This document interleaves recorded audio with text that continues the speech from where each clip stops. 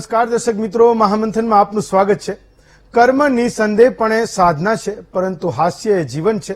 સરદાર પટેલના વાક્યમાં જ તેમનો જીવન પ્રત્યેનો મિજાજ અને જિંદાદિલી છલકાય છે। લોખંડી પુરુષ એ કોઈ રીતે બની શકાતો નથી, પરંતુ આ એક ગુણ છે અને લોખંડની જેમ મજબૂત મનના માનવી માટે ભારતની જનતાએ પોતાના એક અભૂતપૂર્વ નેતાને અપાયેલું સન્માન છે। આ સન્માન અખંડ ભારતના શિલ્પી સરદાર વલ્લભભાઈ પટેલને આપવામાં આવ્યું છે।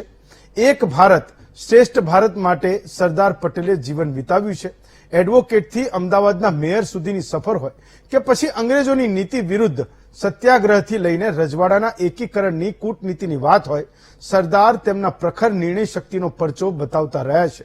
તો દેશના પહેલા ગૃહમંત્રી રહી ચૂકેલા સરદાર વલ્લભભાઈ પટેલ પાસેથી સાદગીનો બોધ દરેક નેતાઓએ પણ લેવા જેવો છે।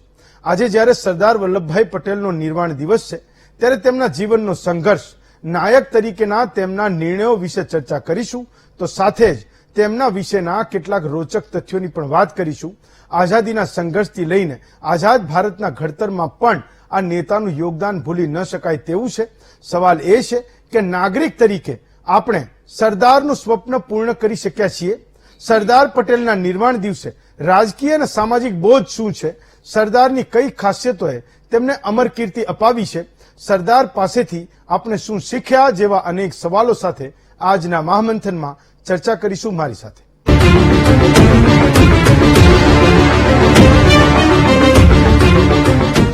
અલગ અલગ દેશો પર, દુનિયાના ભાગો પર શાસન કરનારા અનેક શાસકો આવ્યા છે અને ઇતિહાસમાં એમનું નામ નોંધાવી ગયા છે, પણ સરદાર જેવી વિભૂતિઓ ખૂબ ઓછી છે જેમણે પેઢીઓના દિલમાં રાજ કર્યું છે અને કરતા રહેશે। આજે જ્યારે મહામંથન જોનારા કદાચ ખૂબ ઓછા લોકો હશે જેમણે સરદારને હયાત જોયા હશે, પણ તેમ છતાં મહામંથનનો આ એપિસોડ લાખો દર્શકો જોવા બેઠા હશે એ જ દર્શાવે છે કે સરદારની લોકપ્રિયતા શાશ્વત છે। ચંગેઝ ખાન કે સિકંદરે દુનિયાના દેશો યુદ્ધથી જીત્યા હતા, પણ જ્યાં શાસકોએ સામે ચાલીને પોતાના રાજ્યો સોંપ્યા હોય એવા તો સરદાર એક જ હતા। આજે આપણાથી તો એક બોલપેન પણ છૂટતી નથી, બેંકમાં કોઈ માગે તો આપણે એને ઢાંકણું કાઢીને આપીએ છીએ, ત્યારે ક્ષત્રિયોએ સામે ચાલીને સરદારને પોતાના રાજ્યો સોંપ્યા હતા એવા વિશ્વાસ સાથે કે સરદાર એ અમારી રૈયતનું ભલું કરશે। એવડા મોટા નેતા હતા કે જેમની પાસે આખી કોંગ્રેસ હતી। ગાંધીજીએ જ્યારે ભારતભરમાંથી આઝાદી માટે લડનારા કોંગ્રેસીજનો પાસેથી પ્રધાનમંત્રી માટે નામ મંગાવ્યા, ત્યારે મોટા ભાગના જે નેતાઓ છે એનો એક જ સૂર હોય, સ્વાભાવિક છે, એક જ નામ હતું, એ સરદાર વલ્લભભાઈ પટેલનું હતું। ગાંધીજીએ જ્યારે નહેરુને પ્રધાનમંત્રી બનાવવાની ઈચ્છા વ્યક્ત કરી તો સરદારે આદેશને માથે ચડાવી દીધો અને શિરોમાન્ય ગણી લીધો। આજે તો સ્થિતિ એ છે કે રાજકીય પક્ષોમાં માત્ર વિધાનસભાની ટિકિટો માટે કેવા કકળાટ હોય છે એ લગભગ એક મહિના પહેલા આપણે બધા જોઈ ચૂક્યા છીએ, આપણે જોયા છે અને અનુભવ્યા પણ છે। ધારાસભાની વાત તો બહુ મોટી થઈ, પણ નગરપાલિકામાં ચૂંટણી માટે ટિકિટ નથી મળતી તો કેટલા રીસામણા અને મનામણા થાય છે તેનાથી તો આપણે સંપૂર્ણ પરિચિત છીએ। દેશ માટે પોતાનું સર્વસ્વ અર્પણ કરનારા આવા નેતાઓને એટલે તો આપણે યાદ કરીએ છીએ કે જે મૂલ્યોનો વારસો એ આપણને આપીને ગયા છે એ આપણે જાળ્યો છે કે કેમ તેનું આત્મમંથન કરતા જ રહેવું જોઈએ। ક્યાંક આપણે બધાએ જો ખોટા રસ્તે જઈએ છીએ તો એ આત્મમંથન આપણને ખોટા રસ્તે જતા રોકી પણ શકે, એટલે આ મહામંથન આપણે કરી રહ્યા છીએ। દર વર્ષે કરવું જોઈએ અને વર્ષમાં 2 વાર કરવું જોઈએ। તો આજનો આપણો એ વિષય છે કે સરદાર પટેલ પાસેથી આપણે શું શીખ્યા છીએ। આપણી સાથે સરદાર પટેલના જીવનને ખૂબ વાંચનારા, સમજનારા અને કેળવનારા એ 5 વક્તાઓ છે જેની સાથે આજે આપણા સરદારના નિર્વાણ દિવસે વાત કરીશું। આપણી સાથે મણિભાઈ પટેલ છે, એ વરિષ્ઠ પત્રકાર છે। RS પટેલ સાહેબ છે, એ સેક્રેટરી છે સરદાર પટેલ મ્યુઝિયમના। રમેશભાઈ તન્ના છે, એ પણ વરિષ્ઠ પત્રકાર છે। રશેશભાઈ પટેલ છે, એ સરદાર પટેલ વિશે ઘણું બધું સંશોધન કરે છે અને બ્લોગના માધ્યમથી એ લખતા પણ રહે છે, આપણા સુધી એ પહોંચતું પણ રહે છે। અને સાંઈરામભાઈ દવે પણ છે, લોક સાહિત્યકાર છે, એ જ્યારે પણ મંચ પર એમને તક મળે ત્યારે એ સરદાર વિશે વાત કરતા હોય છે।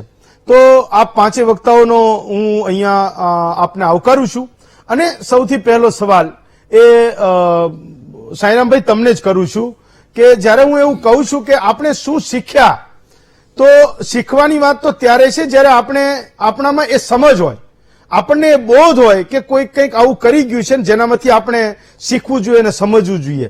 તો અત્યારે તો લોક સાહિત્યમાં પણ આપણે એ પ્રયત્નોમાં તો ઓછા જ છીએ. એ માણસને જેટલો મંચો પરથી કહીએ એટલો ઓછો છે.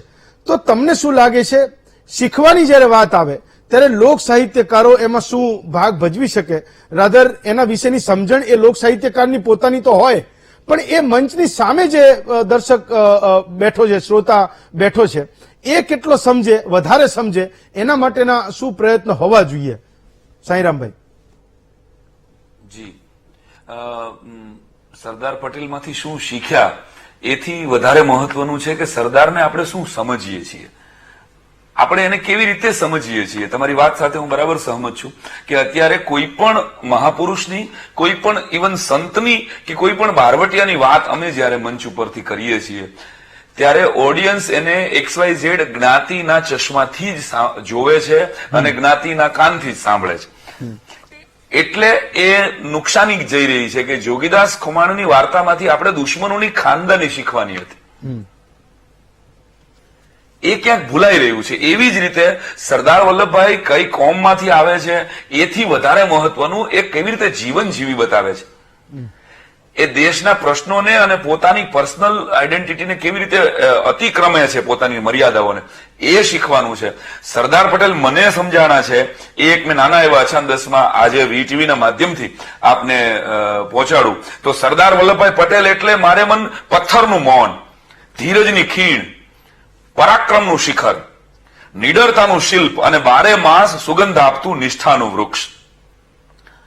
સરદાર એટલે સુદર્શન વાળી વાંસળી, શીતળતા વાળો સૂરજ, મધ મીઠો દરિયો, લીલુંછમ રણ અને ધરતી ઉપર ઉતરી આવેલું અફાટ આકાશ. સરદાર એટલે કડક લોખંડી શિસ્ત, સાદગી અને શ્વાસ, સાદગીનો શ્વાસ, સંબંધોનો અભ્યાસ, શ્રીફળનું જળ અને વજ્રના પહાડોમાંથી નીકળતું કરુણાનું ઝરણું.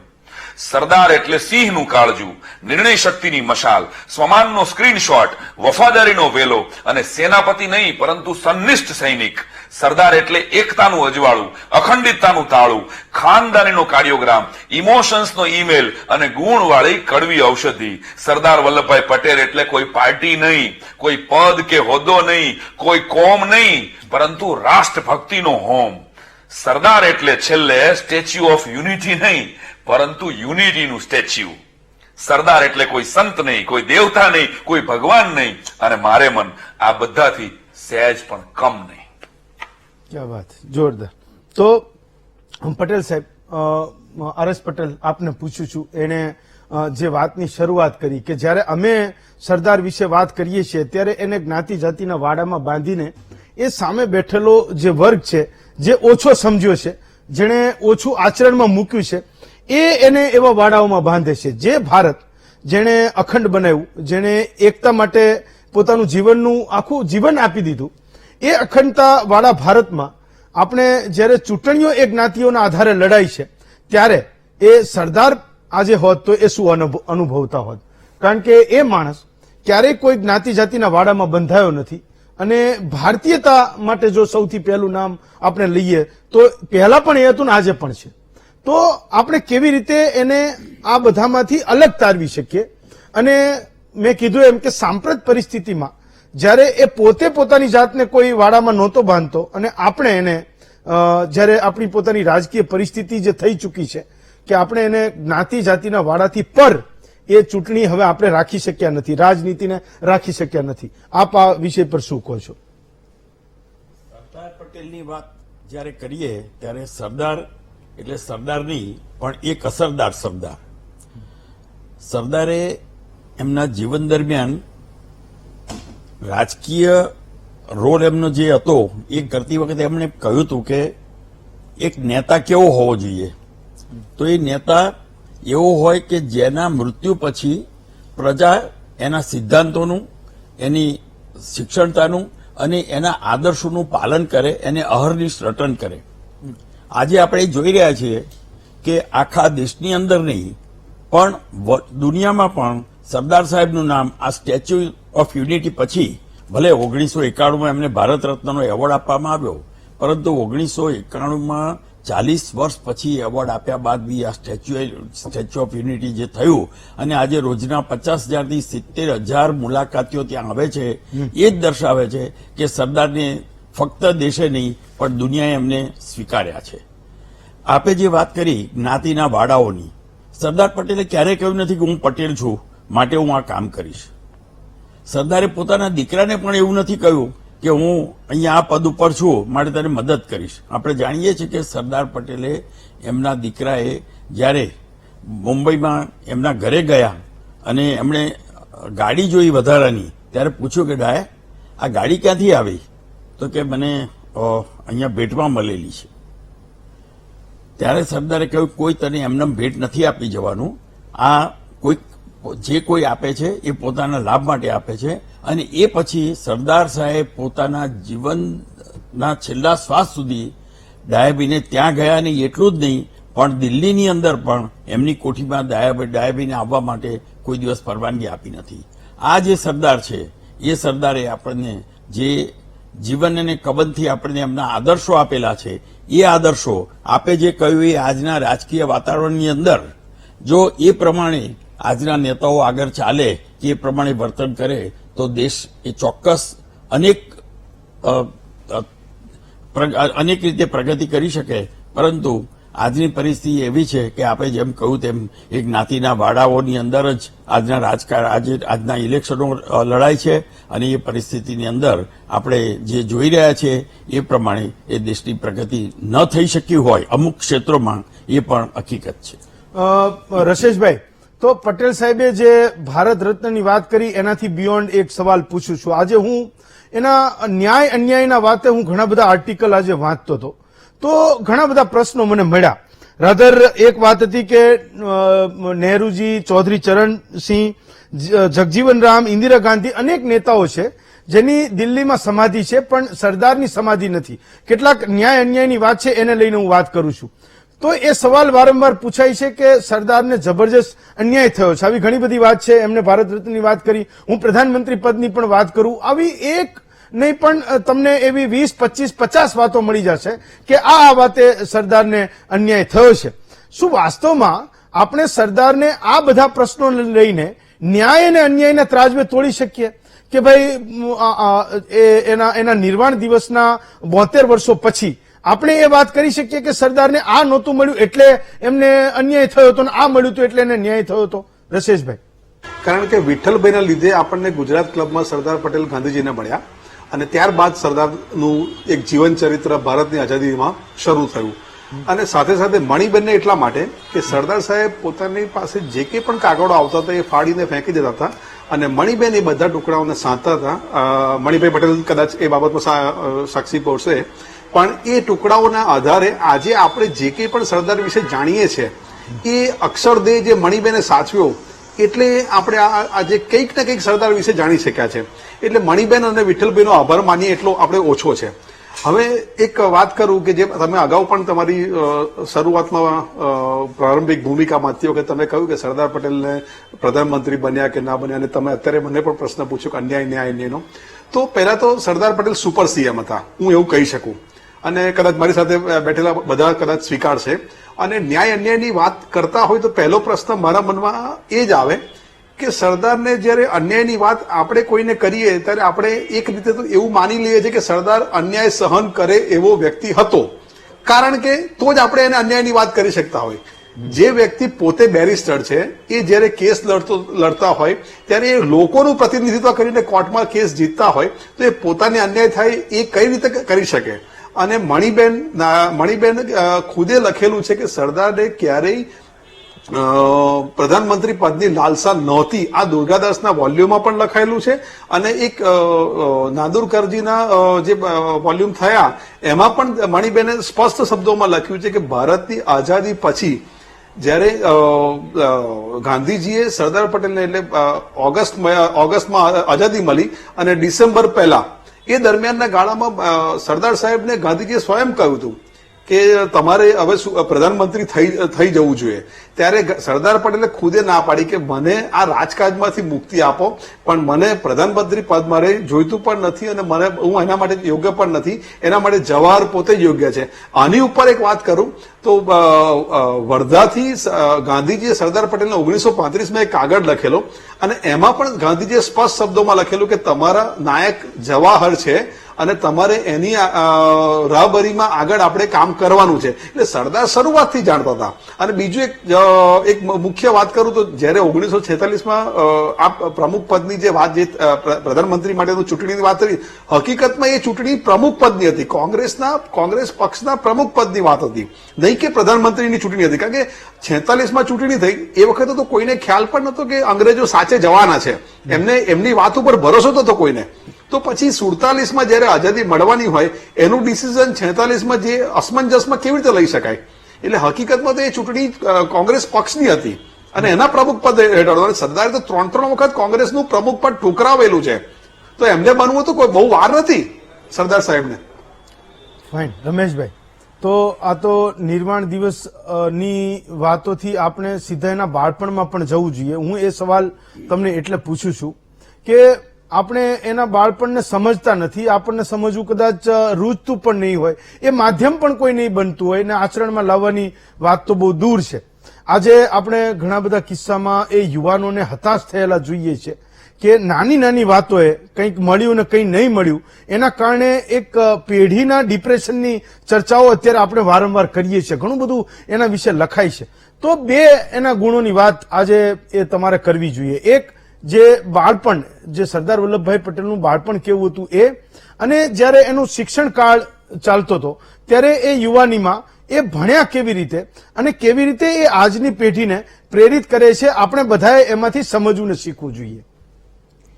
તમે મને પૂછ્યું? તમને પૂછ્યું રમેશ. હા, હું આનો જવાબ આપું એ પહેલા રસેશભાઈએ જે મુદ્દાની ચર્ચા કરી એમાં મારે ખાલી બે વાત કહેવી છે.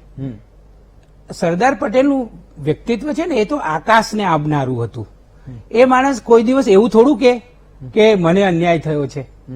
આપણે બહુ તટસ્થ રીતે જયારે ઇતિહાસમાં નજર નાખતા હોઈએ ત્યારે આપણે બધું જ આજુબાજુમાં મૂકીને એ જે દેખાતું હોય, સ્પષ્ટ દિવાલ ઉપર દેખાતું હોય એનો સ્વીકાર જ કરવો પડે કે ખરેખર કારણો, કારણ કે જે તે સમયના પોતપોતાના કારણો હોય જ છે. તો એ વખતે જે કારણો હતા એ કારણોના સંદર્ભમાં સરદાર પટેલની શક્તિઓનો જે ઉપયોગ થવો જોઈતો હતો રાષ્ટ્ર માટે એ નથી થયો અને એ હકીકત પણ છે. એના કારણોની ચર્ચા કરવા જઈએ તો બીજા એક આખો દિવસ પણ ઓછો પડે. પરંતુ પટેલ સાહેબે કહ્યું કે છેક 40 વર્ષે એમને ભારત રત્ન મળ્યો. તમે ભારત સરકારની ઓફિશિયલ બધી વેબસાઇટો જોઈ લો તો એ લોકસભાના જે વેબસાઇટ છે એના ઉપરથી સ્પષ્ટ ખ્યાલ આવે છે કે એમનું જે તૈલ ચિત્ર છે એ પણ મૂકવા દેવામાં નહોતું આવ્યું. આ તો ઘણી બધી વાતો છે, એમાં આપણે ન જઈએ. પરંતુ એક વાત તો સ્પષ્ટ છે કે એ એટલો બધો શક્તિશાળી માણસ હતો અને એ શક્તિ, એમની બીજી બધી શક્તિઓ તો ખરી જ, પરંતુ સૌથી મોટી શક્તિ દેશ માટેની ભાવનાની શક્તિ, સમર્પણની શક્તિ. એ જે પ્રતિબદ્ધતા છે ને સાહેબ, પ્રતિભા તો બધામાં હોય પણ પ્રતિભાની સાથે સાથે મજબૂત પ્રતિબદ્ધતા હોય ને એ માણસ જ દેશ માટે સૌથી વધારે કામ કરી શકતો હોય છે. એ સરદારે કરી બતાવ્યું હતું. આ હું મારા વિચારો રજૂ કરું. હવે હું બાળપણમાં જાઉં. સરદાર પટેલના બાળપણ ઉપર જયારે નજર નાખીએ છીએ ને ત્યારે આમ સ્પષ્ટ દેખાય છે કે આ માણસ સાવ જુદો છે. એ બહુ મોડા ભણવા બેઠેલા અને એમના બધા ભાઈઓ મોટા હતા ને એમની પાસે બહુ કામ પણ કરાવતા હતા. ખેતરમાં એમની પાસે ખૂબ કામ કરાવડાવતા અને પછી બહુ મોડા ભણવા બેઠા. પણ પછી એમણે જે શિક્ષણનો રંગ લાગ્યો એમને અને એ ખૂબ સારી રીતે ભણ્યા. ઘણા બધા પ્રશ્નો હતા, ઘણી બધા પડકારો હતા. એ પડકારોની પાર જઈને પણ સરદાર પટેલ સરસ રીતે ભણ્યા. એમનો સ્વભાવ ટીખડી હતો. એ બધું એમના વિશે જે જીવન ચરિત્રો લખાયા છે એમાંથી પસાર થઈએ તો આપણે હસવું પણ આવે એવા ઘણા રમૂજી બનાવો પણ એમ બાળપણમાં બનેલા છે. પણ મૂળ વાત એ છે કે નિષ્ઠાથી ભણ્યા એ અને અંગ્રેજી કચકચાવીને શીખ્યા અને જ્યાં જ્યાં અન્યાય થતો હતો જયારે શિક્ષકો દ્વારા ત્યાં પાછા બહુ તાર સ્વરે બોલતા પણ હતા. મારે એક કિસ્સો શેર કરવો છે પ્રેક્ષકો સાથે કે એ કરમસદમાં થોડા એમના મિત્રો સાથે રૂમ રાખીને રહીને ભણતા હતા ને ત્યારે એમના પિતાજી એમને મળવા માટે ગયેલા. ત્યારે જે ઓરડી હતી, એક ઓરડીમાં 4-5 બધા ભેગા રહેતા હતા, ત્યારે ઓરડી ઉપર એક વાક્ય લખેલું હતું, એકતા જ સૌથી મોટી શક્તિ છે. અને આ વાક્ય એ વખતે કિશોર કાળ કે યુવાનીમાં હમણાં જેને ડગ માંડ્યા હતા એવા સરદાર પટેલે આ વાક્ય લખેલું હતું. તમે વિચાર કરો કે આ નિયતિ એની પાસેથી શું મોટું કામ કરાવવાની હતી. ભીત ઉપર લખેલું હતું, એકતા જ સૌથી મોટી શક્તિ છે. અને ભણવામાં બહુ તેજસ્વી હતા. તમે જુઓ કે ત્યાં લંડન ભણવા ગયા તો એમણે ભણવાનું બહુ વહેલું પતાવી દીધું હતું અને સરસ રીતે એ ભણ્યા હતા.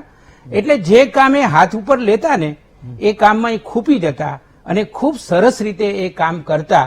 એટલે આજના જે યુવાનો છે, આજના જે કિશોરો છે, જે આ શો જોઈ રહ્યા છે, એને મારે એક ખાસ વાત કહેવી છે કે પ્રતિકૂળ સંજોગો આવે તો મહેરબાની કરીને સહેજ પણ હતાશ ન થશો. આ સરદાર પટેલના જીવનમાંથી કેટલું બધું શીખવા જેવું છે કે પડકારમાં તો ઉપરથી આપણી શક્તિઓને વધારે ઉજાગર કરીને આપણે વધારે સારી રીતે કામ કરવું જોઈએ. આપણે વ્યસન તરફ વળી જઈએ કે આપણે હતાશ થઈ જઈએ કે આપણે આપણો સમય બરબાદ કરીએ જુદી જુદી એવી એક્ટિવિટીઝમાં કે જે બરબાદ ન કરવો જોઈએ. સરદાર પટેલ એક હીરો છે. આપણે તે છે ને એક ઘણીવાર એવું લાગે મને કે આપણે સરદારનો મહિમા બહુ ગાયા કરીએ, એના નામની માળા જપ કરીએ, પણ એના જીવનમાં ડોક્યુ ના કરીએ. એ એક થ્રિલર એવી ફિલ્મ બને ને એવું એનું જીવન છે. તમે જુઓ, ડગલે ને પગલે આરો અવરો છે અને એમાંથી યુવાનોને, કિશોરોને તો શીખવાના ઘણા બધા પાઠ ડગલે ને પગલે પડેલા છે. ફાઇન. મણિભાઈ, તો આમ તો બાળપણની વાત થઈ ને યુવાનીની પણ વાત થઈ. મૂળ તો એક રાજનીતિજ્ઞ તરીકે સૌથી વધારે સરદારને આપણે જોયા છે. રાધર આપણી સામે જે કંઈ આવે છે એ એનું સૌથી વધારે આવે છે. તો આજના નેતાઓ એ કેવી રીતે સરદારમાંથી કંઈક શીખે, થવાની વાત તો બહુ જુદી છે. ના તો એ પૂછવું પણ જોઈએ, ના કહેવું પણ જોઈએ. પણ એના જીવનમાંથી બોજ શું લે? મોટે ભાગે રાજકારણમાં આવનારા લોકો એ પરિવારવાદમાં પણ ફસાય, ભ્રષ્ટાચારની વાતમાં પણ ફસાય, ચારિત્રના મામલાઓમાં પણ ફસાય. આ બધી વાતોનો જે સરવાળો છે એને કરો તો એ આજનો નેતા છે. એની સામે સરદારનું પોતાનું જીવન એ કેવું હતું ને આજના નેતાઓ એમાંથી શીખે શું, એ બોધ લે શું? આજે હેમંત તમે પૂછેલા 5 પેનલના સભ્યને પૂછેલા બધા પ્રશ્નો એક સેમિનારના વિષયો છે. પણ જે માણસના અવસાનને 72 વર્ષ થયા હોય અને જેના જન્મને 147 વર્ષ થયા હોય, 3 વર્ષ પછી આપણે 150મી જન્મ જયંતિ ઉજવશું, તોય લોકો આજે એમ કે એ માણસ જીવતો હોત તો 147 વર્ષે કોઈ જીવતું ના હોય. અથવા આ માણસ, તમે ભાઈ રશેશભાઈને સવાલ કર્યો કે આ માણસ વડાપ્રધાન થયો હોત તો એવું લોકો સવાલ પૂછે ત્યારે આપણને એમ થાય કે આ માણસના જીવનમાં એવું તો શું શીખવા જેવું હશે કે લોકો આજે યાદ કરે છે આટલા બધા વડાપ્રધાનો બદલાયા પછી. તમે ભૂમિકા બાંધતા કહ્યું કે લોખંડી પુરુષ, એ આપણા જેવા હાડ માંસના બનેલા માણસ જ હતા કે લોખંડનું શરીર તો એમનું હતું જ નહીં. છતાં શું હતું? તમે જુઓ કે હું ઘણીવાર રમૂજમાં કહું છું કે આ માણસે 365 રજવાડા એક કર્યા. તમે આજની રાજનીતિની વાત કરી એટલે હું કહું છું, આ માણસે એક રાજા જોડેથી એક પ્લોટ લીધો હોત તો 365 પ્લોટ આર.એસ. પટેલ હોત. તમે તો ચાર્ટર્ડ એકાઉન્ટન્ટ છો એટલે. અને એની કિંમત કેટલી થાય? 562. તો અને એની દીકરી પ્રીતમનગરમાં ભાડાના મકાનમાં ઉપરના માળે રહેતા હતા. તમે એટલે મૂળ વાત તો એની ઈમાનદારી ને પ્રામાણિકતા જે છે. એ એડવોકેટ હતા, એમને કહ્યું મારે ઠગીને પૈસાદાર થવો હતો, મારી પાસે ધંધો હતો મોટો, પણ મેં ગાંધીજીના સંપર્કમાં આવ્યા પછી આ બધું છોડી દીધું. તમે જ્ઞાતિની વાત કરી, ભાઈ કોઈ અમને પણ કરી. વલ્લભભાઈ 2 જગ્યાએ જ્ઞાતિનો, આજે તો ટિકિટોથી માંડીને પ્રધાનોની પસંદગી સુધી બધું જ જ્ઞાતિના ધોરણે થાય છે. એક કરમસદમાં એમનું સન્માન થયું ત્યારે એમને કહેલું હું કોઈ એક ગામનો નથી, આખું ભારત મારું ગામ છે, હું 18 વર્ણનો છું, 18 વર્ણના ભાઈઓ મારા ભાઈઓ અને બહેનો છે. મતલબ કદાચ આજના નેતાઓએ, અને જયારે કરાચીમાં 31માં કોંગ્રેસ અધિવેશન મળ્યું ત્યારે ત્યાંના ગુજરાતીઓએ એમનું સન્માન રાખેલું. ત્યારે પણ એમને એમ કહેલું કે હું નાત જાત ભૂલી ગયેલો માણસ છું અને જેમને દેશની સેવા કરી હોય એને નાત જાતના વાડા અને મુલકના બંધનોમાંથી નીકળી જવું જોઈએ. મતલબ સરદારની આ એક જ્ઞાતિવાદની વાત કરી એટલે આપણે એક જ્ઞાતિઓમાં આપણા, હું વલ્લભભાઈ નહીં, આપણે બધા નેતાઓને કોઈને કંઈક જ્ઞાતિના વાડામાં ગોઠવી દઈએ છીએ અને એક આપણે સીમિત કરીએ છીએ. એટલે એ બી એક વલ્લભભાઈ કદી જ્ઞાતિના સંમેલનમાં નથી ગયા. નરસિંહભાઈ પટેલ એ જમાનામાં પાટીદાર મેગેઝિન ચલાવતા, એક વખત વલ્લભભાઈને કહ્યું કે આપ આવો, ત્યારે એમને એમ કહ્યું કે તમે જ્ઞાતિના સંમેલનમાં હું ક્યાં જાઉં કોઈ દિવસ, પણ કે આ તો સમાજ સુધારણા માટેનું છે, સમાજના કુરિવાજો સામેનું છે. એમને સંમતિ આપીને ભાઈ ત્યાં ગઈ પછી એમ કહ્યું તમે કોઈ એવું ના માનશો કે હું પટેલ તરીકે અહીં આવ્યો છું, હું તો ખેડૂત પુત્ર તરીકે આવ્યો છું, મારે ખેતી વાત તમારી સમક્ષ કરવી છે.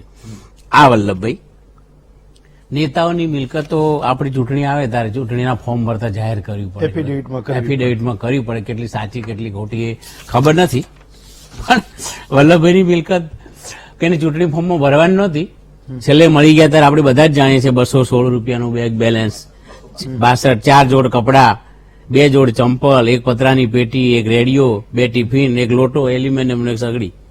કયા નેતા પાસે આટલું? એક સંસારી ભગવા વસ્ત્રધારીઓ પણ અનાસક્ત નથી હોતા, આટલી બધી અનાસક્તિ. સંસારી સાધુ, ખાદીના જાડા કપડા પહેરેલો એક સંસારી સાધુ જેને આપણે કહી શકીએ. ચૂંટણીની વાત આવે ત્યારે હું કહું કે એક માણસ, એક ઉદ્યોગપતિ એમને કહું વલ્લભભાઈ મારે ત્યાં ચા પીવા આવે તો ચૂંટણી ફંડના 25,000 રૂપિયા આપવું હોય એ જમાનામાં. ત્યારે એમ કહું હું ચૂંટણી ફંડ લેવા માટે ચા પીવા ના જવું, એને આપવા આપે. આજે આપણે ચૂંટણી ફંડ લેવાની પદ્ધતિઓ, એક ઉદ્યોગપતિ એમ કે વલ્લભભાઈ અમે કહીએ ને એટલા માણસને તમે ટિકિટ આપો એમ. ત્યારે એમને એમ કહ્યું કે તમારી કંપનીના બોર્ડ ઓફ ડિરેક્ટરમાં હું કહું એટલા ડિરેક્ટરોની મો. તો તમે જો ઇલેક્શન પાસેની એમની એક સ્પષ્ટ વાત. એક જણે એમ કહ્યું મને આજે ટિકિટોનો હમણાં તમે ઉલ્લેખ કર્યો ને, એક ભાઈ મને ટિકિટ નહીં આપો તો હું આપઘાત કરી લઈશ.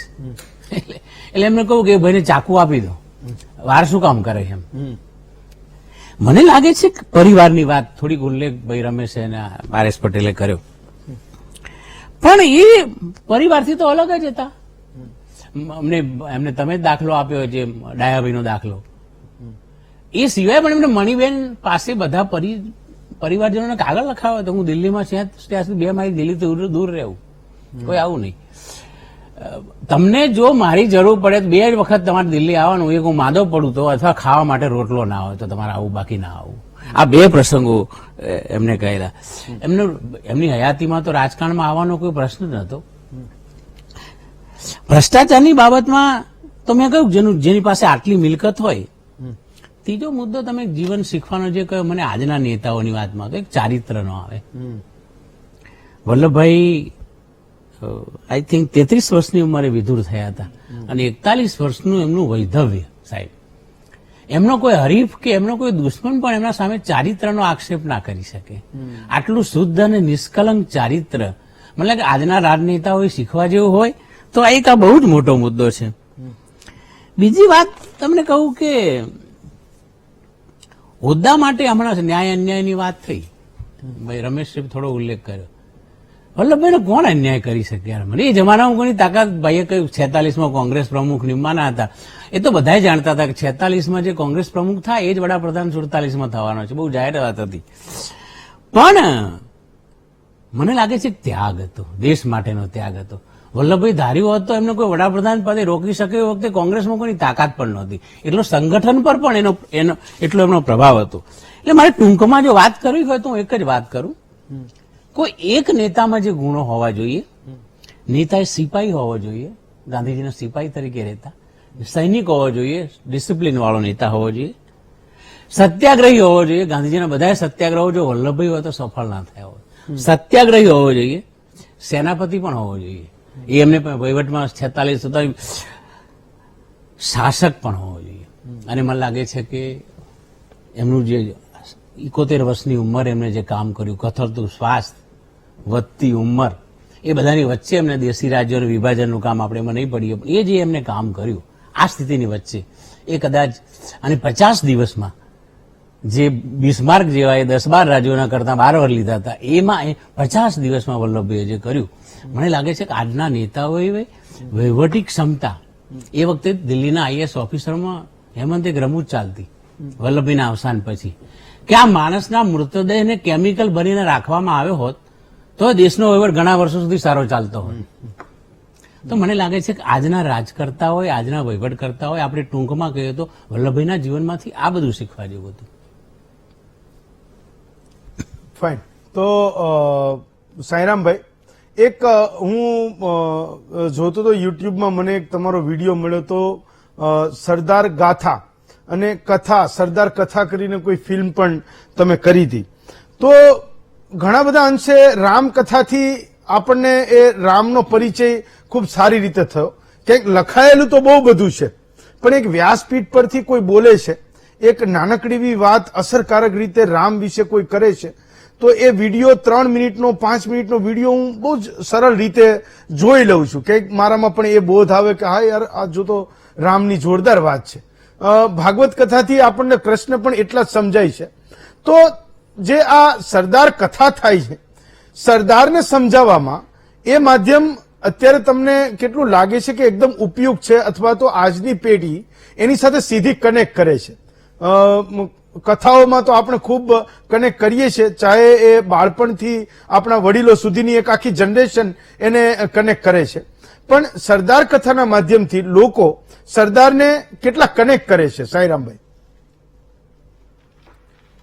બારડોલીની અંદર બારડોલી દિવસની ઉજવણી થાય છે અને ત્યાં પહેલી વખત હેમંતભાઈ અમારો કાર્યક્રમ હતો અને આખી ટીમ સાથે સરદાર પટેલના જીવન અને કવનને અંદાજે 2.5 થી 3 કલાક સુધીમાં મેં પહેલી વાર વર્ણવેલું. ત્યાં સુધી મેં છૂટક સરદાર પટેલ વિશે વાતો કરેલી, પરંતુ સળંગ રીતે એના નવા ગીતો લખ્યા અને સરદાર વિશે બહુ લખાયું નથી. મતલબ લોક સાહિત્યમાં તમે જુઓ તો બહુ થોડુંક દુહા લખ્યા. મનુભાઈ ચુડાસમા કરીને અમારો એક કવિ છે, એની એક ગીતની કડી અને એક દુહાથી મારી વાતને આગળ ચલાવું તો: રામ સેનામાં મોખરે અને બજરંગી બલવીર, હિન્દ સેનામાં હુકળે વલ્લભ તું ભડવીર, અને હિન્દ સામે અરી હુકળે અને લોચન થાવે લાલ, વલ્લભ જેવી વજરની ધીંગી એક જ ઢાલ. તો આ દુહા લખાયા હતા પણ લોકો સુધી પહોંચ્યા નહીં. બારડોલીમાં અને પછી અમે એક બીજી જગ્યાએ પણ પ્રોગ્રામ કર્યો અમદાવાદની અંદર છેલ્લી 31મી ઓક્ટોબરે. ત્યારે નિકોલની અંદર પણ લગભગ 15,000 લોકોએ 2.5-3 કલાક સુધી સરદાર પટેલના જીવન ચરિત્રને ખૂબ હૃદયથી માણ્યું. અને અમે પણ એમાં, જેમ આમાં વડીલોએ કીધું એમ, કે સરદારને બહુ અન્યાય થયો છે એવી કાગારોળ, આપણે કોણ એને ન્યાય આપવા વાળા, પણ એનું સેન્સ ઓફ હ્યુમર કેવું હતું, એના જીવનમાંથી શું શીખવાનું હતું, એને વિશેષ રૂપે અમે કેન્દ્રમાં રાખ્યું હતું. અને લોકોએ બહુ દિલથી 3 કલાક સુધી કોઈ એક વ્યક્તિ વિશેષનો કાર્યક્રમ માણ્યો, ખૂબ એપ્રિશિએટ કર્યો હતો. એનું એક ગીતની એક કડીથી મારે વીટીવીના દર્શકો સુધી હેમંતભાઈ આ વાત પહોંચાડવી જોઈએ. આજે એમની પુણ્યતિથિ છે ત્યારે મારું જે ગીત લખેલું હતું કે: કિસાન કુળ દીપક તને વંદન 1000 વાર, ગુજરાતના સરદાર હો ગુજરાતના સરદાર, વલ્લભ બનીને આવ્યો તું હિન્દનો શણગાર, ગુજરાતના સરદાર હો ગુજરાતના સરદાર. ગાંધીએ જ્યારે સેવ્યું સ્વરાજનું સપનું, તે કામ કર્યું એક કરવાનું કેવું અદનું, રાજાઓને સમજાવ્યા દિગ્ગજ નમાવ્યા, મીઠા તારા શબ્દોએ શહેનશાહ ઝુકાવ્યા, હિંમતથી કર્યો તેજ સોમનાથનો ઉદ્ધાર, ગુજરાતના સરદાર હો ગુજરાતના સરદાર, ગુજરાતના સરદાર. દુશ્મનનું પણ દિલ નીચોવી લે ને એનું નામ મારા મતે સરદાર. જે ઉસ્માન અલી ખાન પાસેથી, હૈદરાબાદના નિઝામ પાસેથી કડકાઈ કરીને રજવાડું લીધું હતું, બહુ ઓછા લોકોને ખબર છે કે સરદારના નિધન પછી એ જ ઉસ્માન પોતે રાજા, એનો નિઝામ નડિયાદ આવે અને સરદાર પટેલે જે શાળામાં ભણ્યા હોય એ કન્યા શાળાને 1 લાખ રૂપિયાનું એ સમયે દાન દઈને જાય. એટલે કહી શકાય કે આજે કોઈની પાસે, જેમ હમણાં વાત થઈ એમ કે નગરપાલિકાની ટિકિટ નથી મળતી તો માથાકૂટ થઈ જાય છે, સરદારે ત્યાગ કર્યો ને એ બધા જ રાજાઓને પણ વંદન કરું છું કે જેને સરદાર ઉપર ભરોસો હતો કે આ માણસ અમારું હિત કરશે. તો એ ભરોસાને મારી સલામ છે, સરદારના ત્યાગને મારી સલામ છે, સરદારના સાદાઈને મારી સલામ છે કે દુશ્મનનું દિલ પણ જીતવાની તાકાત જો કોઈ એક રાજનીતિક વ્યક્તિમાં ભારત વર્ષના ઇતિહાસમાં મને લાગી હોય તો એ માત્ર ને માત્ર સરદાર વલ્લભભાઈ પટેલ છે. ધન્યવાદ. જોરદાર. ચલો એક બ્રેક લઈએ. બ્રેક પછી જયારે પાછા ફરીશું તો એ વાતને પણ જાણીશું. લખાયું તો ઘણું બધું છે, પણ આજના નવા મીડિયાના યુગમાં કોઈ બોલી લે છે તો એ તરત સમજાઈ જાય છે. રાધર આપણે આચરણમાં પણ વધારે મૂકીએ છીએ. લાઇબ્રેરીઓ તો ઘણી બધી ભરી છે, ખૂબ પુસ્તકો લખાયા છે, વાંચીએ છીએ કેટલું એ એક સૌથી મોટો સવાલ છે. તો એ જાણીશું કે વાસ્તવમાં એવી કઈ ખાસિયતો હતી કુલ ગણીને 4, 5, 6 જેના કારણે સરદારને અમર કીર્તિ મળી. એક બ્રેક લઈએ, બ્રેક પછી સરદારની ખાસિયત અને એમની અમર કીર્તિ વિશે જાણીશું. એક બ્રેક પછી સ્વાગત છે આપનું મહામંથનમાં. તો રસેશભાઈ, બ્રેક પર જતા પહેલા હું એ વાત કરતો હતો કે દરેક વ્યક્તિને એ માણસમાં કોઈને કોઈ ખાસિયત દેખાય છે. તમે ઘણું બધું એમના વિશે લખ્યું છે, હું બ્લોગમાં પણ તમે જે નિયમિત શેર કરો છો એને વાંચતો હોઉં છું. તો એક સવાલ મારે તમને એ પૂછવો છે, તમે લખ્યું હશે, આજ બોલી પણ જજો, કે એવી કઈ ખાસિયતો હતી જેના કારણે એ સરદાર અમર થઈ ગયા છે, જે તમને લાગી, રસેશભાઈને લાગી એક સંશોધક તરીકે, જે તમે શોધી અને તમે પોતે અનુભવી. રસેશભાઈ. પહેલા તો હું મણિભાઈએ જે કહ્યું કે કરમસદના એમણે ભાષણમાં કહ્યું હતું, એમાં એક વાક્ય, એક બહુ નાનું વાક્ય હતું પણ જલ્દી નજરે ચડે એવું નહોતું. એવું એ બોલેલા કરમસદમાં એમના પૈતૃક વતનમાં કે તમારા ગામમાં તમે મને બોલાવ્યો, તમે મારું સન્માન કર્યું, એ બદલ તમારો આભાર. શબ્દ પ્રયોગ છે તમારા ગામમાં.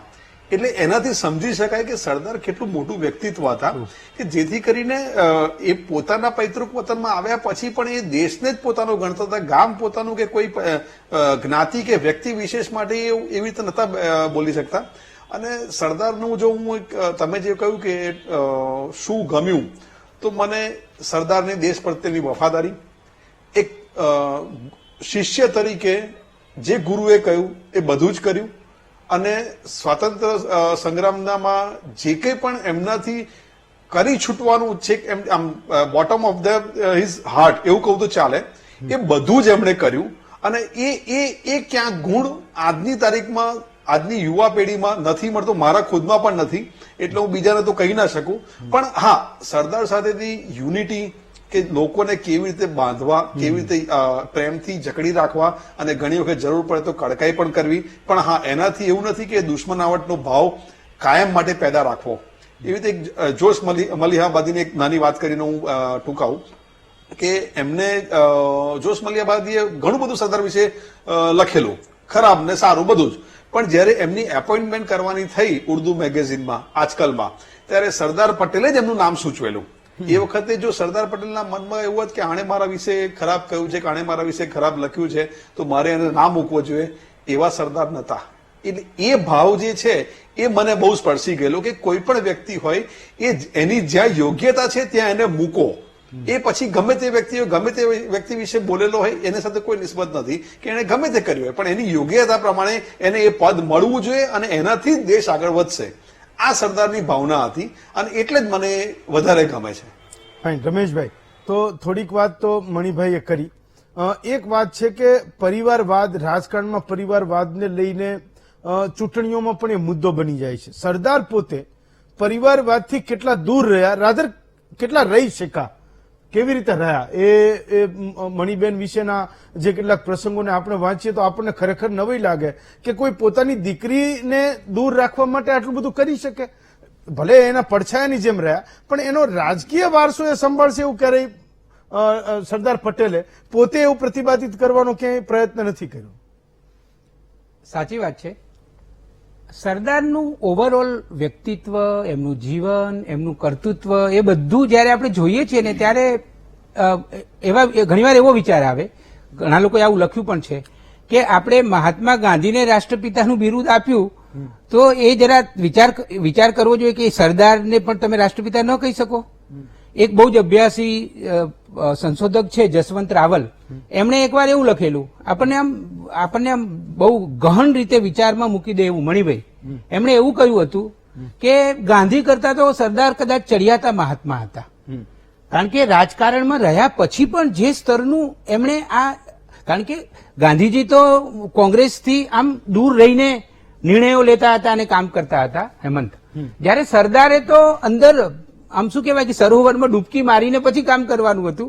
એવી સ્થિતિમાં પણ એમણે એમની જે સાધુતા છે એને અકબંધ રાખી, એ વસ્તુ બહુ જ મહત્વની છે. બીજો મુદ્દો પરિવારવાદ. તો તમે જુઓ, આપણે છે ને બહુ જ આપણે અંચય કરનારી પ્રજાઓ છીએ. આપણે સરદારની મૂલવણી એ તો હમણાં શરૂ કરી. આપણે ખરેખર તો આપણે જયારે તટસ્થ મૂલ્યાંકન કરતા હોઈએ ને ત્યારે બે વસ્તુઓનું ધ્યાન રાખવા જેવું છે. તટસ્થ એટલે તટસ્થ, પછી એમાં તમારે કડક પરીક્ષણ જ કરવું પડે. જવાહરલાલ નહેરુને વડાપ્રધાન બનાવ્યા, કોઈ વાંધો નહીં, પણ પછી આખો પરિવારવાદ શરૂ થયો અને એના કારણે આવડા મોટા દેશને વારંવાર કેટલું સહન કરવું પડે એની ચિંતા તો કરવી જ પડે. આ પહેલો મુદ્દો. બીજો મુદ્દો કે ગાંધીજીને કારણે અન્યાય થયો હોય તો ગાંધીજી ભલે મહાપુરુષ હતા કે મહાત્મા હતા, પણ એ તો માણસ તો હતા ને. એ જયારે તમે તટસ્થ, જયારે તમે શું કહેવાય કે મૂલ્યાંકન કરવા બેઠા છો ત્યારે તમે તટસ્થ બનો. આ પહેલી વાત. હેમંત, બીજી વાત વધારે મહત્વની છે કે આ બધું આપણે વિશ્લેષણ કે મૂલ્યાંકન કર્યા પછી મૂળ કરવું છે શું, એનો જ વિચાર કરવાની જરૂર છે. અત્યારે તો એ જ વસ્તુનો આપણે વિચાર કરવાની જરૂર છે કે આ સરદારનું જીવન હતું, આ સરદારના વિચારો હતા અને આ સરદારનું કાર્ય હતું. આજના 2022ના ભારતમાં જે પ્રશ્નો છે એ પ્રશ્નોમાં આપણે બધા સરદારમાંથી પાઠ શીખીને શું કરી શકીએ. બીજું બધું નકામું છે, બીજો બધો ટાઈમ બગાડવાના જ ધંધા છે. ખરેખર તો આપણે બધાએ આજે પુણ્યતિથિ છે ત્યારે સરદારના જીવનમાંથી એનો ત્યાગ, એનું સમર્પણ, એની પ્રતિબદ્ધતા, એમનો દેશ પ્રેમ, આ બધી વસ્તુઓ આપણે આપણા જીવનમાં, આપણા વ્યક્તિત્વમાં ઉમેરીએ અને આપણા દેશ માટે. કારણ કે હજી હજારો કરોડો લોકો એવા છે કે જેમને હજી ખાવાનું મળતું નથી, હજી છાપરું નથી રહેવા માટે. સ્વતંત્રતાના 75 વર્ષ પછી પણ આવી વસમી પરિસ્થિતિમાં આપણો દેશ છે એ તો કબૂલવું જ પડે. તો એ પરિસ્થિતિમાંથી જેવું આપણે દેશને બહાર લાવવા માટે આપણાથી થાય એટલું કરીએ. રાજકારણીઓ શું કરશે ને કયો પક્ષ શું કરશે ને એ બધાથી ઉપર ઉઠી જઈએ. મારે શું કરવાનું છે, હું મારા દેશ માટે શું કરી શકું, એનો વિચાર કરીએ અને અમલમાં મૂકીએ. ત્યારે જ સરદારની મને લાગે છે કે મૂલવણી આપણે સાચી કરી શકીશું. ફાઇન, ચલો. રમેશભાઈએ જે વાત કરી એનાથી આગળનો જ પ્રશ્ન પટેલ સાહેબ તમને અને મણિભાઈ તમને બંનેને પૂછું છું કે એક નાગરિક તરીકે આપણે સરદારે ભારત માટે જોયેલું જે સ્વપ્ન હતું અથવા તો એણે જે ભારતને જોયું હતું એ સપનાને આપણે કેટલું પૂર્ણ કરી શક્યા છીએ એક નાગરિક તરીકે, જો આપણે આપણી મૂલવણી કરીએ તો? પટેલ સાહેબ, પહેલો તમારો ટર્ન. સરદાર સાહેબની વાત કરીએ તો સૌથી પહેલા એમણે દેશ માટે જે સ્વપ્નો જોયા હતા એમાંનું પહેલું સ્વપ્ન 1945માં આ સરદાર સરોવર બંધ, અહીંયા બંધ બાંધવો જોઈએ, એ સરદાર પટેલે પોતે પહેલા કહ્યું હતું. અને એ આજની તારીખે આપણે જોઈ શક્યા છીએ કે એ સરદાર બંધ, એ નર્મદા, એ આજે આપણા માટેની એક અગત્યની જીવન દિશા સામાન્ય ખેડૂત માટે, સામાન્ય વ્યક્તિઓ માટે થઈ ગઈ છે. સરદાર સાહેબની ઈચ્છા એવી હતી કે આ દેશને મારે ગમે તેમ કરીને નાના નાના માણસોને, જેમ રમેશભાઈએ કહ્યું કે ભૂખ્યાને ભોજન પહોંચે એ રીતે મારે આપવું છે. અને ત્યારે કહે કે તમે એક જ રોટલો છે, એ રોટલાને તમે બધાના વચ્ચે વહેંચશો તો કેવી રીતે તમે પહોંચી વળશો, માટે તમારે રોટલો મોટો કરવાની જરૂર છે. આ શબ્દો એમના હતા. અને રોટલો મોટો કરવા માટે સૌએ પોતે કંઈક ના કંઈક રીતે દેશ માટે કરવાની ભાવના એ બહુ જ જરૂરી છે. રમેશભાઈએ કહ્યું કે અત્યારે આપણે સમજવાની વાત એ છે કે આપણે પ્રજાને ઊંચી લાવવા માટે સરદારના જીવનમાંથી કેવી રીતે આપણે એને અમલી બનાવી શકીએ. તો એ અમલી બનાવવાની વાત જે છે એમાં હું એમ માનું છું કે સરદારના જીવન અને કબરને જો આપણા યુવાનો એમના જીવનની અંદર એ સિદ્ધાંતોને સમજે અને ઉતારે તો જ આપણે લોકો સુધી આ પહોંચી શકીશું. આપે જેમ કહ્યું કે લાઇબ્રેરીમાં ઘણા બધા પુસ્તકો લખાયેલા છે, પણ એ બધા ધૂળ ખાતા પુસ્તકો સરદારના જીવનના ઉપરના પણ હશે. અમારા સરદાર પટેલ મેમોરિયલ સોસાયટીમાં 10,000 પુસ્તકો છે, કોઈ વાંચવા આવતું નથી. આજે એ પરિસ્થિતિમાં સરદાર સાહેબે જ્યારે આટલું મોટું વિલીનીકરણ કર્યું અને એ વિલીનીકરણના પરિણામ સ્વરૂપે આજે સરદાર સ્મારકની અંદર 7 કિલો સોનાનો, નક્કુર સોનાનો એક અશોક સ્તંભ, એ આ જે વિલીનીકરણ થયા એ રાજાઓ એમને ભેટ આપ્યો. એમના રજવાડા ગયા, એમના હક ગયા, એમના જીવન નિર્વાહના સાધનો ગયા. અને પછી આપણે જોઈએ છીએ કે સરદાર સાહેબે સાલિયાણા બાંધી આપ્યા. એ સાલિયાણાને પછી ઇન્દિરા ગાંધીએ કેન્સલ કર્યા.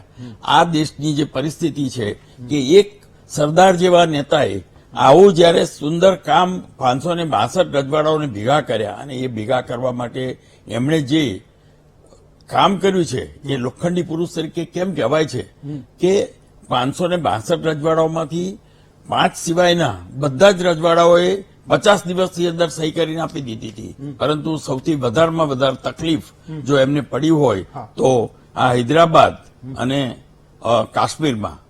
હૈદરાબાદની અંદર જેવું જાહેર કરવામાં આવ્યું, અંગ્રેજો એવું ઈચ્છતા હતા કે ભારત અને પાકિસ્તાનને બે આપણે લડાવીએ તો કાલે ભવિષ્યમાં આપણી પાસે આ પાછું આખું રાજ્યતંત્ર આવી જાય, અને 15મી ઓગસ્ટ એમણે નક્કી કરી.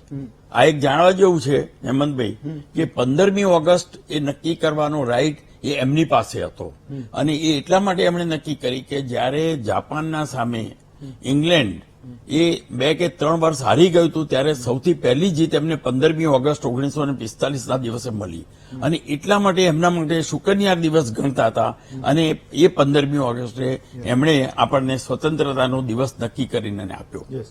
અને એ જ રીતે 26મી જાન્યુઆરી આજે ગાંધીજીને આપણે યાદ કરીએ કે 1931માં પોતાનું પ્રજાસત્તાક રાજ્ય એમણે જાહેર કર્યું હતું, અને એ દિવસને યાદ કરવા માટે 26મી જાન્યુઆરી 1950ના દિવસે આપણે પ્રજાસત્તાક દિન તરીકે ઉજવીએ છીએ. તો આ બધી વાતો આપણે યુવાન પેઢી જોડે લઈ જવી જોઈએ. આજે તમે યુવાન પેઢીને પૂછો કે 15મી ઓગસ્ટ અને 26મી જાન્યુઆરીનું મહત્વ શું છે, તો હું એમ માનું છું કે કદાચ 2% પણ જવાબ વ્યવસ્થિત નહીં એનો આપી જે શકે. પ્રયત્ન છે મણિકાકા, જે સવાલ મેં સરદાર પટેલના સ્વપ્ન વિશે પૂછ્યો હતો, આપણે નાગરિકો કેટલું પૂર્ણ કરી શક્યા, એ સવાલ એનો જવાબ તમારા માટે છે, જવાબ આપવા માટે છે. સરદારનું જે શબ્દો હું મૂકું, એમને કહ્યું ગાંધીજીની સેવામાં જોડાયો તે દિવસે મેં થોડા કરગઠિયા લાકડા ભેગા કર્યા, તાપણું સળગાવ્યું, મારા કુટુંબની, મારી કારકિર્દીની, મારી આબરૂની એ બધી જ ચિંતા એક સાથે એમાં હોમી દીધી. એમાંથી એ રાખ સિવાય કશું બાકી રહ્યું હોય એ મને ખબર નથી. કદાચ રાષ્ટ્રીય કર્તવ્ય માટે આનાથી મોટા વધારે શબ્દો બીજા કયા હોઈ શકે. ગાંધીજીએ, મારે એક જ વાક્ય કહું સમાપનમાં, કે ગાંધીજીએ રામ રાજ્યની વાત કરી, વલ્લભભાઈએ ગ્રામ સ્વરાજની વાત કરી હતી. ગાંધીએ કરી હતી, નહોતી કર્યું, પણ એમને ગામડા માટેનું. અને આજે આપણે 75 વર્ષ પછી રમેશ ગમ જો આપણે ખેડૂતોની સ્થિતિ વિશે વિચાર કરીએ તો કેટલો ફેરફાર થયો છે એ આત્મનિરીક્ષણનો વિષય છે. ફાઇન, ચલો. મણિભાઈ, RS પટેલ સાહેબ, રમેશભાઈ, રશેશભાઈ અને સાયરામભાઈ, આ પાંચેય વક્તાઓનો ખૂબ ખૂબ આભાર માનું છું.